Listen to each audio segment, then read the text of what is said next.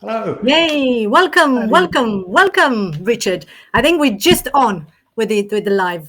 So lovely to have an audacious conversation with you. I was actually really looking forward to this. It was a sort of my highlight of the day. So I wanted to, well, before we even start, you know that I have started this audacious project sort of a few weeks ago, where I committed myself to having audacious conversations with people that I love, that people who inspire me, and was great when we matched to do it. And I'm going to keep saying it, that my intention for this conversation is to bring audacity into the mainstream and redefine that word in the way that Brené Brown redefined vulnerability. And I've got the 3 C's: the courage, the caring, and the non-conformity that you and I were briefly talking about when we before we went live.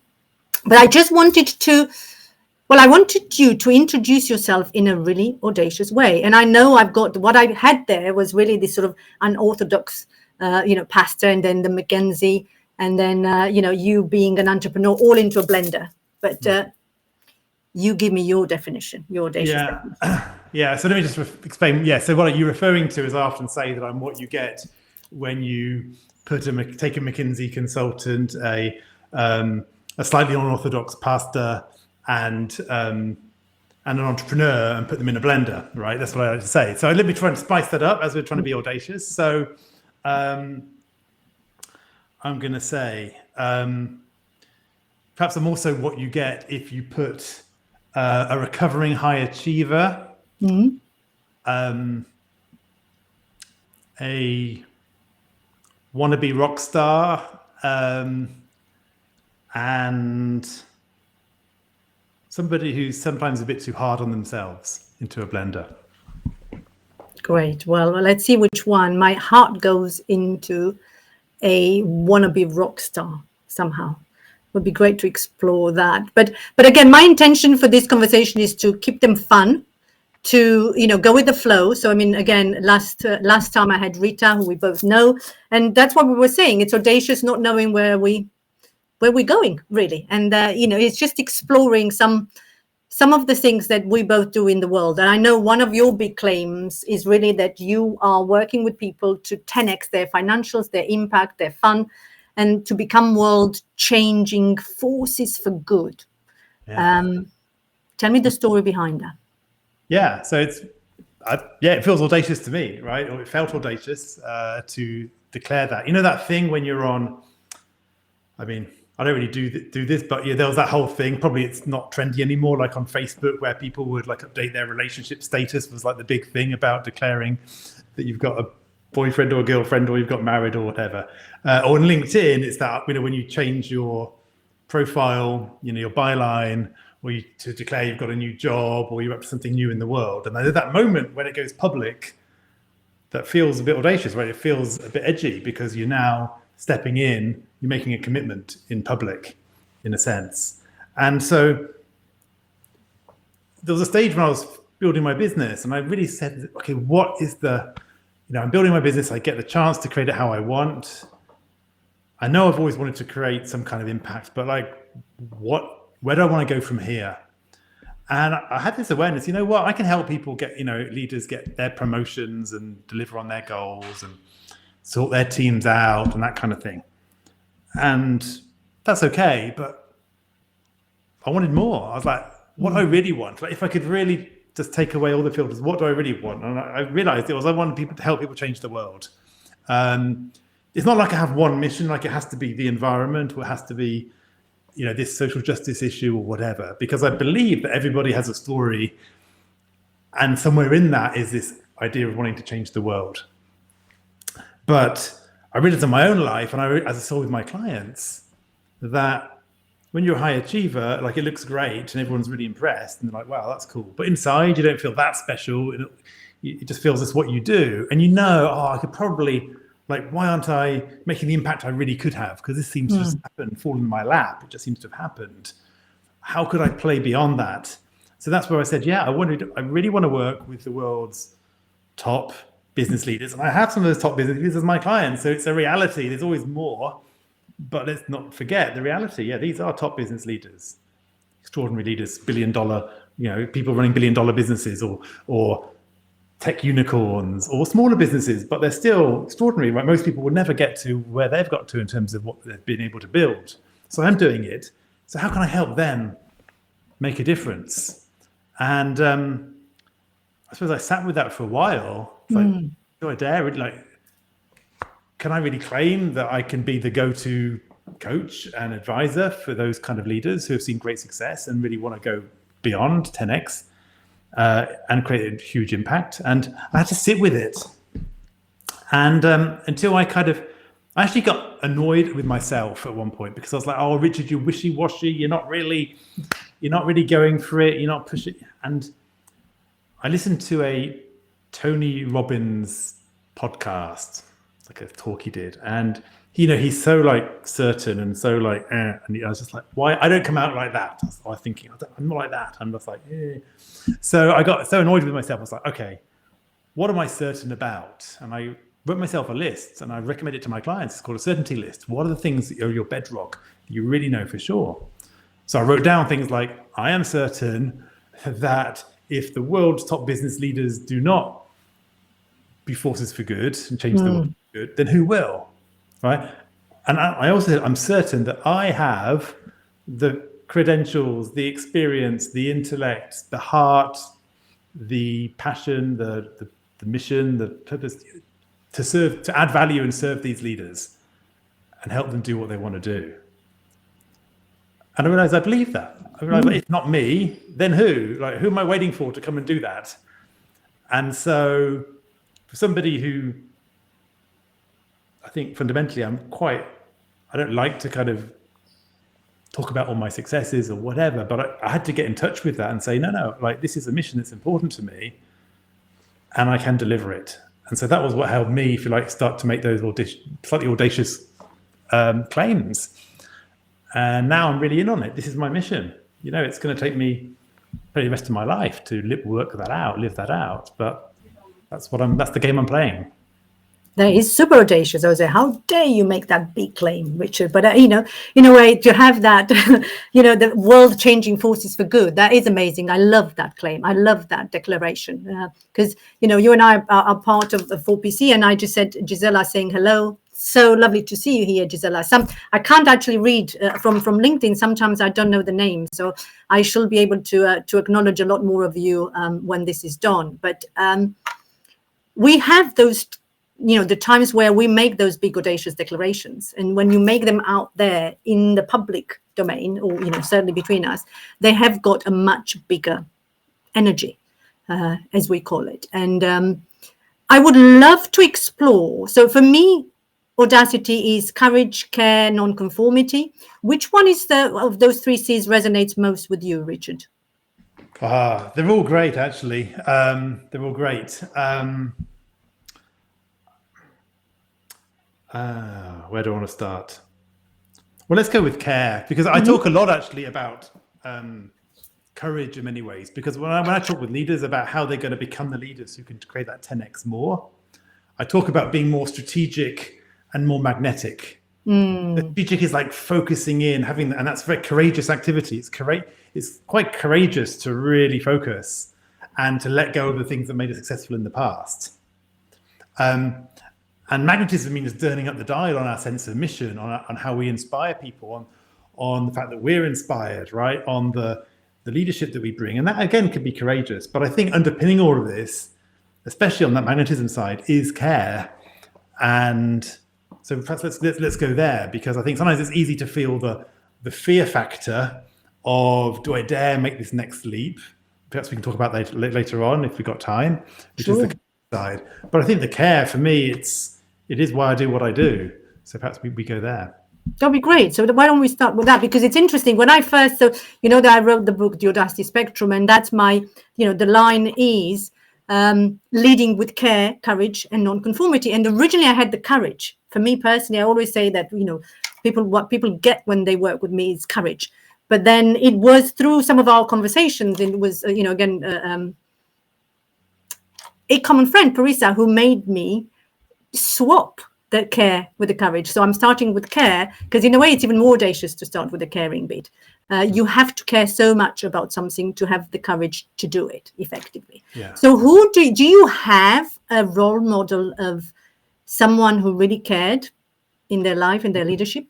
Yeah. I think my mother was a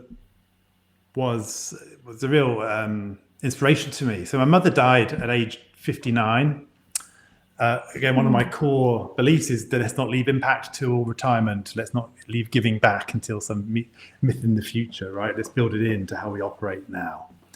Now, my mother she never wanted to be anything but a mother. She didn't want a job. We used to laugh because she would get a job and she would find a way to leave it, a few months later. She was just not into it. But my sister, Georgina, was severely mentally disabled and physically disabled. She needed 24-hour care. She couldn't speak. And Alina, we've talked about this. My sister was a huge inspiration for me because we both had the same genes, and yet I had this high-flying career at Oxford and Cisco and strategy consulting and everything else. Moved to France, had a family, and my sister stayed at home, couldn't speak, had all these medical issues. And so I really felt that sense of responsibility. Like I get to play, I got we had the same DNA, but I get to play and make a difference, right? So let's go for it.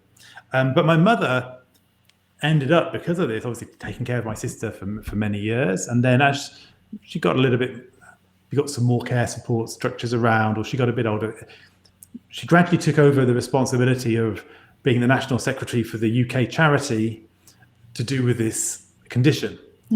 So she was the first point of call for new mothers or new families when they had this diagnosis. Your baby has got this incurable genetic disorder that can affect you in a million different ways. And people are devastated, right? And she was there at that moment to be the support and she did it with such care. She really found her mission. Like, she was the great example of being practical, but also being super caring and engaging people in the moment where they really needed her. And during my teenage years, as she was doing this, she's like, oh yeah, mum's up in the office on the phone talking to somebody else, or she's on the computer writing a letter or whatever. And then, I knew she was doing her job and she was very passionate about it. And then she passed away. And we got thousands of cards and letters, long, heartfelt letters. And the church, the funeral was absolutely packed. And there was tens of thousands of pounds raised because we said no flowers, but make a donation. They created a foundation in her name to provide respite care to other families with handicapped children whose parents could not get away for even a minute.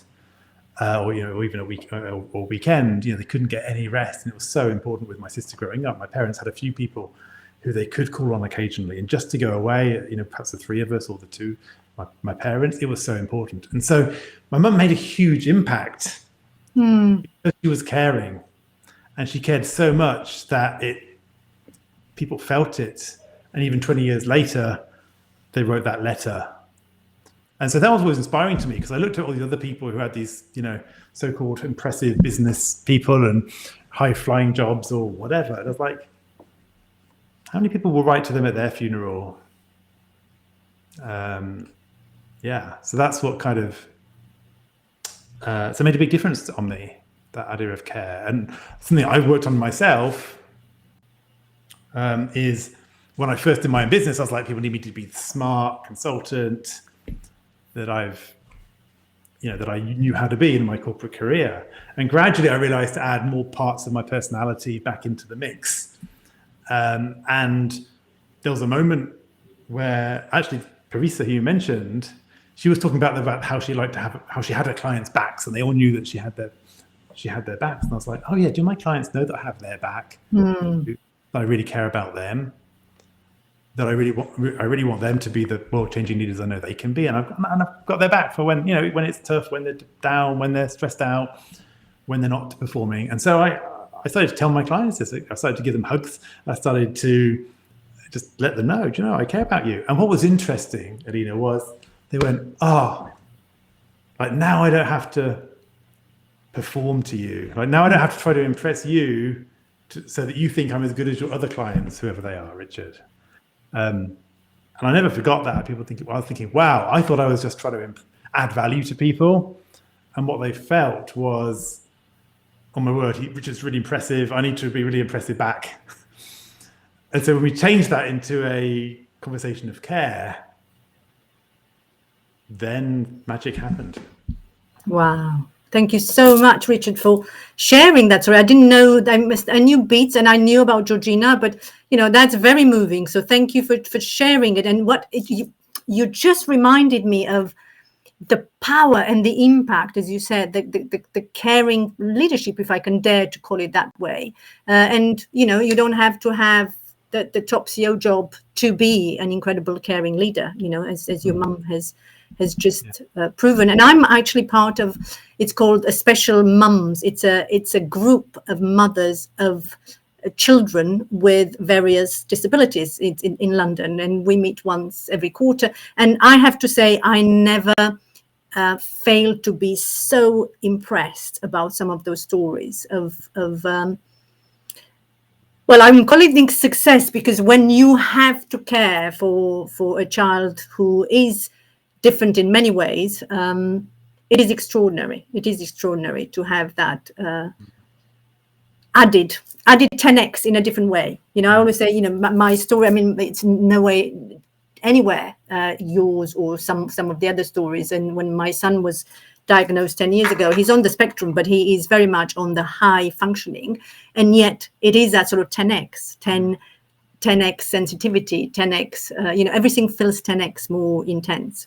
So it's a different type of challenge. But of course. But yeah, thank you for sharing that. Actually, to just go into the caring, I wanted to actually just take us a little bit from that energy. You talked about the magnetic energy in a way, non-conformity, because you mentioned the wannabe rock star, and I know one of your favorite bands or role models, I suppose, it's Freddie Mercury. And I've got this, it's only because I was just looking at your book, and it's, I love that chapter 45, which is words are your weapon, and then you start with Freddie Mercury, I feel so inarticulate, and it really felt audacious to just have the fun to read that. So take me there. About the Freddie Mercury piece. Yes. Yeah. Well, I think, so I always loved, I got into Queen. I heard back in the day, they came on the radio and I was like, wow, who was that? And it's what got me into electric guitar and everything else. So I'm a bit of a Queen geek. I've been able to pass that on to my kids. But what I think is fascinating was that Freddie was able to completely embody his message, so that when he was on stage, he was on a mission. He wanted to touch you emotionally with his music, right? And he connected with you at the back of the stadium. That was what he was really, right, was being able to really do that and be completely embodied in what he was saying and doing, right? At a time where, let's face it, quite a lot of probably pop stars at the time, were not dressing around in leotards and jumping around and being flamboyant. They were kind of trying to be cool and not move too much. But he was like, no, I'm going to really bring it.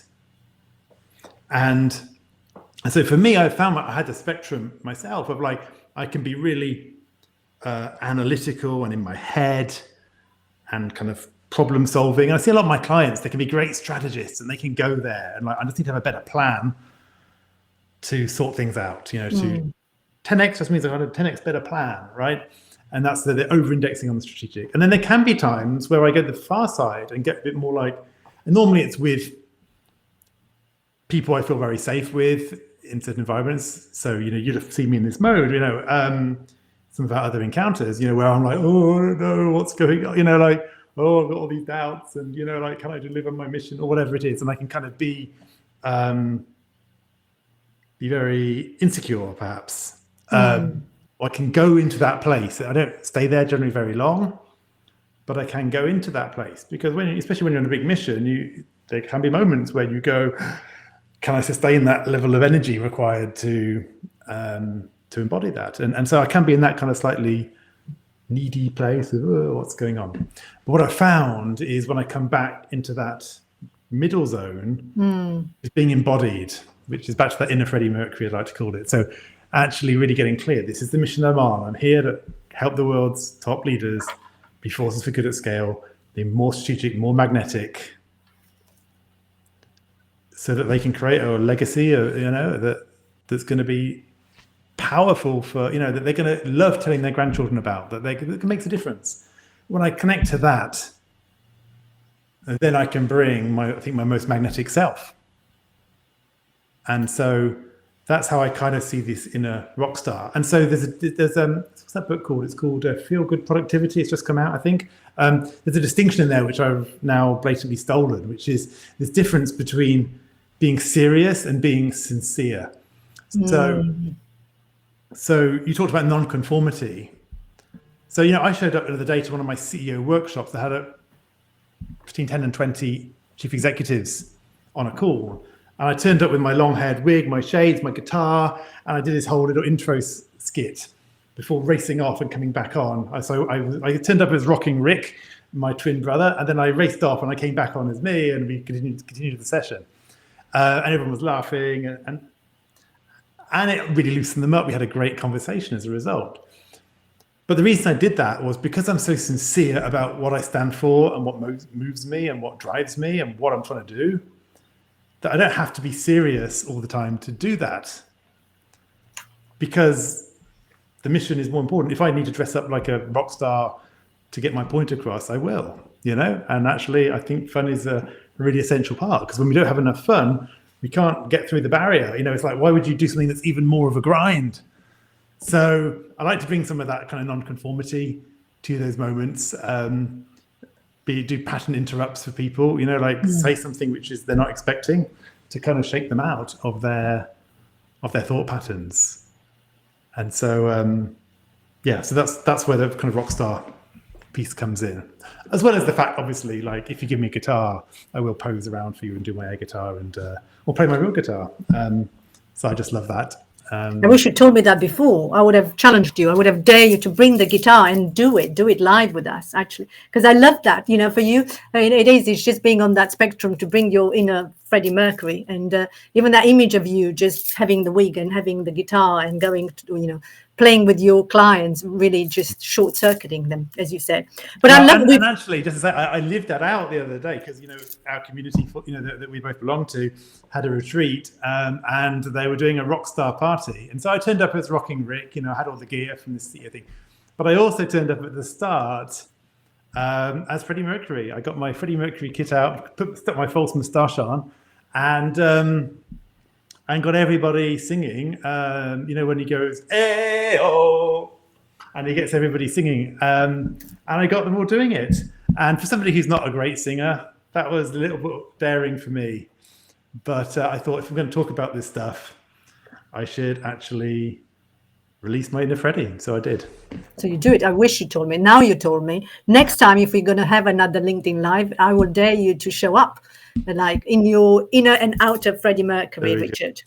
But we've got a few. I think we've got Gisela, Tatiana. So lovely to see you here. We've got Kate Tilbury. Is there any question from any of you out there that you will want to pose to Richard, really, or an audacious one, a really, really juicy one that's going to make juicy one? Yeah, it's anything that I would love to see that funny side of you, Richard. Just the inner. There is no funny side.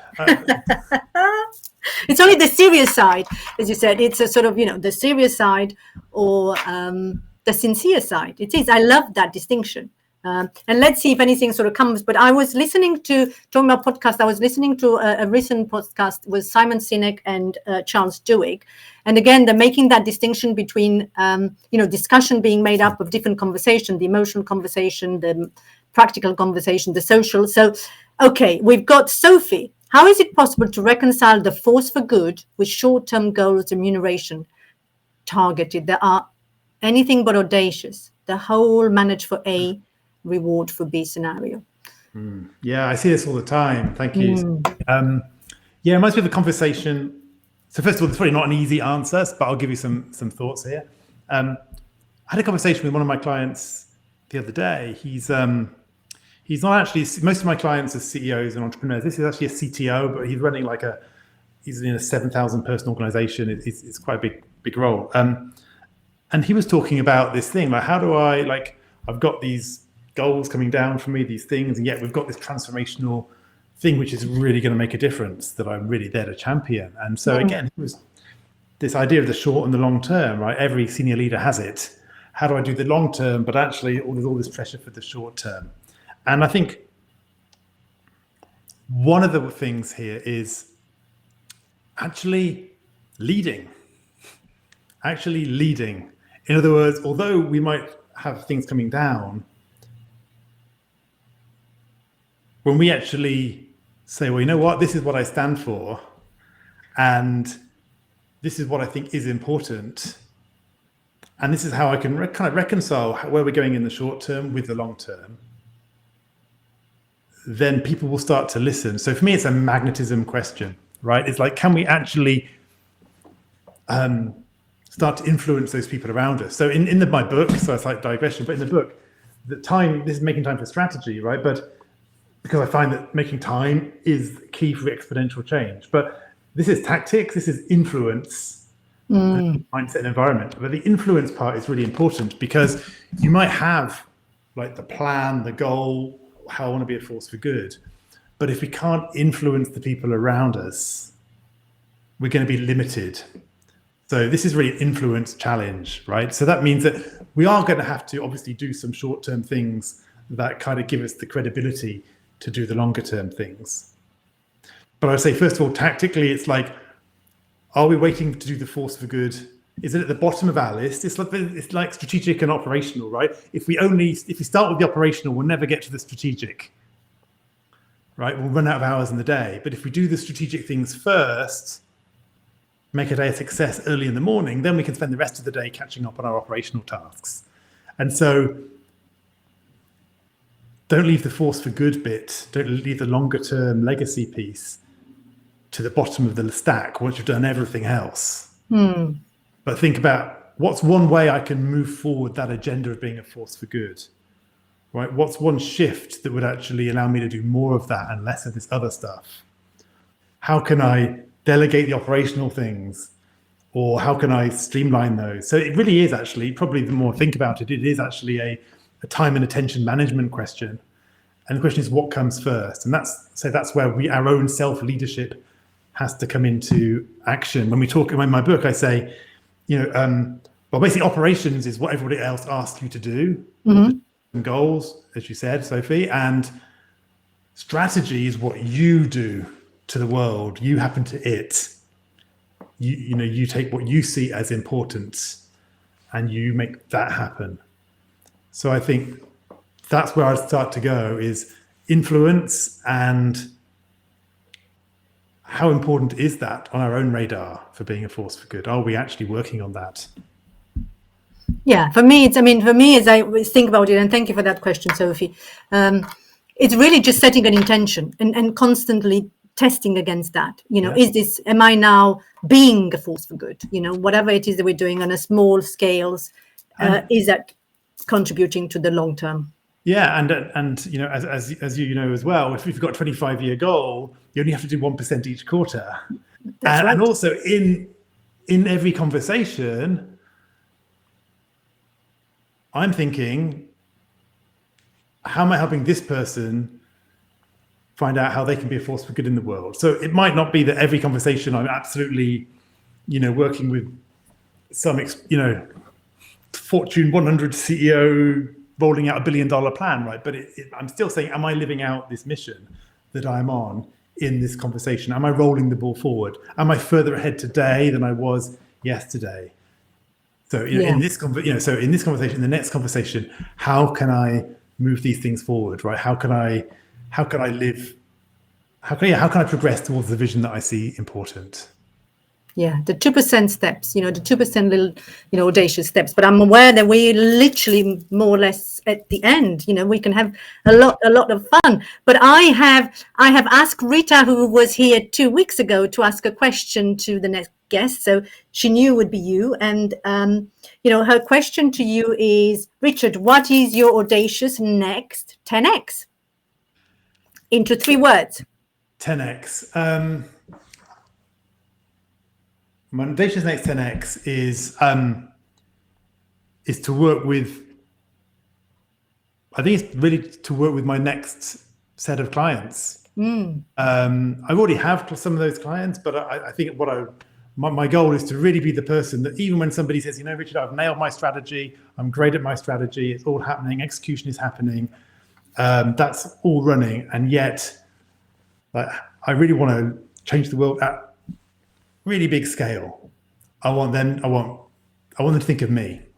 So I think the shift for me is going more from an outbound and network-based approach to more of becoming a name that people think of when they're ready to change the world.